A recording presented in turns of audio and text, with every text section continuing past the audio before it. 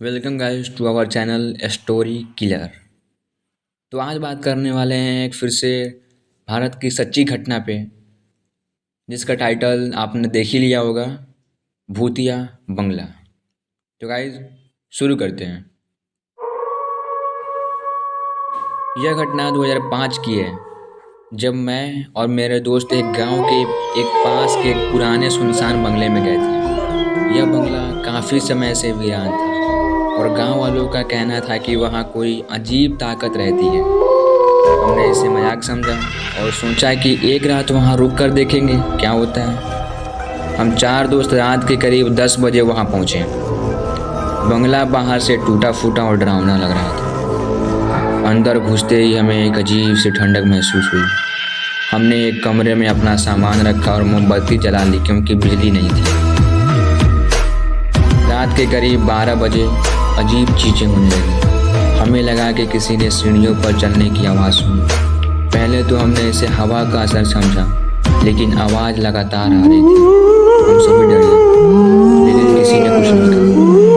थोड़ी देर बाद कमरे का दरवाज़ा अपने आप जोर से बंद हो गया। हमें लगा कि कोई हमें बाहर से बंद कर रहा है।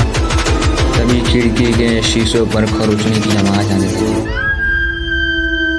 जब हमने खिड़की की ओर देखा तो एक धुंधली छाया दिखाई दी। हम में से एक दोस्त ने हिम्मत करके दरवाज़ा खोला और बाहर भागने की कोशिश की, लेकिन बाहर जाते ही वह अचानक गिर पड़ा और ज़ोर ज़ोर से चिल्लाने लगा, मुझे छोड़ दो, मुझे छोड़ दो। हमने उसे पकड़कर कमरे में वापस खींचा, लेकिन उसका चेहरा डर से सफ़ेद हो गया था और उसकी एक हाथ भी कट चुकी थी और उसके पूरे चेहरे पे उंगलियों के निशान थे। पूरी रात हम एक कोने में सिमटे बैठे रहे। सुबह होते ही हमने वहाँ से भागने का फैसला किया। गांव पहुँचने पर हमने उस जगह के बारे में गांव वालों से पूछा। उन्होंने बताया कि वो बंगला पहले एक जमींदार का था, जिसने कई लोगों पर अत्याचार किए थे। मरने के बाद भी उसकी आत्मा वही भड़कती है और लोगों को परेशान करती है और उन पर हमला करती है। उस रात के बाद हम कभी उस गांव या बंगले के आसपास भी नहीं गए और वहाँ पे जब भी लोग जाते जिंदा लौट कर जाते। यह घटना बहुत ही रोंगटे खड़े कर देने वाली थी।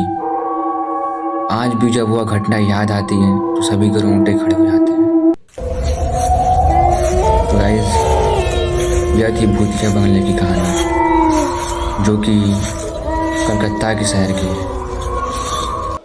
For watching guys, and like and subscribe.